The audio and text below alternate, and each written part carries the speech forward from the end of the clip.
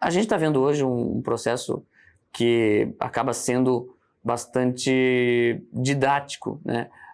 O processo aí da pandemia, né? A gente tem pessoas que estão, aliás, a maior parte, né, e os governos trabalhando nesse sentido, obedecendo uma série de autoridades. Essas autoridades são autoridades sociais, são autoridades políticas, né? Mas antes de ser autoridade política, antes de ser autoridade social, esses tópicos de obediência, né, eles são, digamos assim, ideias que têm uma grande verossimilhança, que são identificados como uma coisa possível, pensável, né, aceitável, e então as pessoas sentem a vontade para obedecer, né, digamos assim.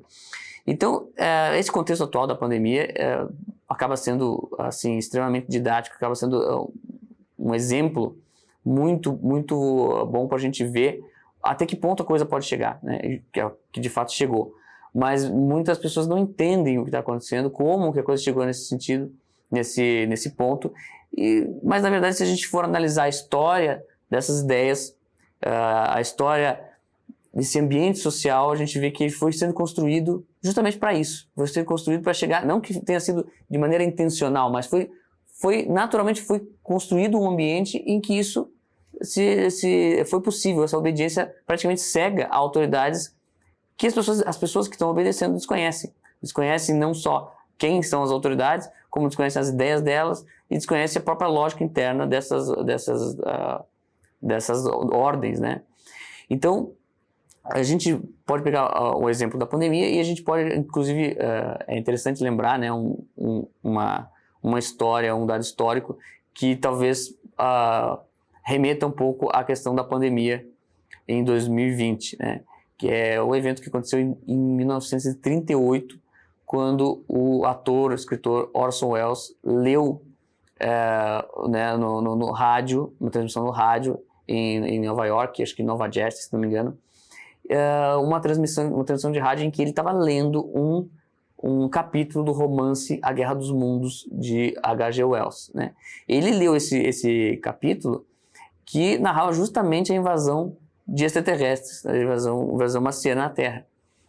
E o efeito disso, quer dizer, foi feita uma mudança de linguagem ali, não foi usada a linguagem do livro, mas foi usada uma linguagem jornalística, que seria uma brincadeira, como seria se a gente estivesse transmitindo por rádio uma invasão extraterrestre. E o efeito disso foi que as pessoas fugiram da cidade, uma multidão imensa quis fugir da cidade, e inclusive parou o trânsito de duas cidades.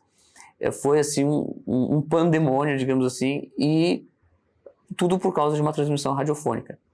Então é interessante que a gente pode trazer isso para alguns anos atrás, um ano atrás, 2020, e a gente vê que quando começou a se noticiar sobre a Covid-19, sobre o coronavírus, etc., as pessoas ficaram assustadas, né? Mas não tanto pelas informações. Se a gente for analisar, não vamos analisar aqui assim, os detalhes, mas se a gente for analisar as informações sobre a Covid-19, sobre o vírus, sobre a doença, formas de transmissão, as informações assim, técnicas, científicas, médicas, elas não dariam motivo para um pânico generalizado ao ponto de pessoas, por exemplo, né, que eu conheço pessoas que estão em casa desde março, né, estão colocando literalmente o lixo para fora com um pedaço de pau pro lado de fora do muro, porque não pode pisar fora da propriedade, porque talvez o vírus respeite o direito à propriedade, não sei. E é uma situação de medo, que não tem a ver com as informações que estão sendo passadas, porque, de certa forma, vamos pegar um outro exemplo, né, a obrigatoriedade de máscaras. Até 2020, 100% dos médicos diziam que máscaras para pessoas saudáveis faz mal, é ruim, traz muitos problemas. Problemas de oxigenação, a própria criação ali de bactérias, uma série de coisas que pode trazer doenças, pneumonia bacteriana, até hoje existe dúvida se a pandemia lá da gripe espanhola, não teve o acréscimo de mortes aí por causa do uso de máscaras. Existe dúvida sobre isso, né? E, no entanto, a máscara foi colocada como a salvação. E qual é a resposta que se dá quando se diz que isso pode trazer males ou que isso não é eficaz o suficiente? Eles dizem, bom, é melhor do que nada, né? Mas então, o que seria o nada? O nada seria você estar exposto a um vírus que você tem uma chance de menos de 10% de agravar e menos de 1% de morrer. Isso se você for do grupo de risco, ou seja, pessoas idosas. Então, quer dizer, para a maioria das pessoas, a maioria da população, está incrivelmente distante esse risco.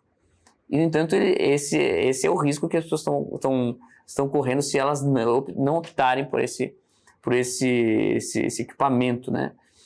Então, quer dizer, racionalmente, né, se a gente falar aqui dos riscos e tal, não há motivo para esse medo todo. Então, o que está dando motivo? O que dá motivo para esse medo, né? Só pode, aí a gente vai por eliminação, só pode ser uma coisa. Só pode ser a forma de passar a informação.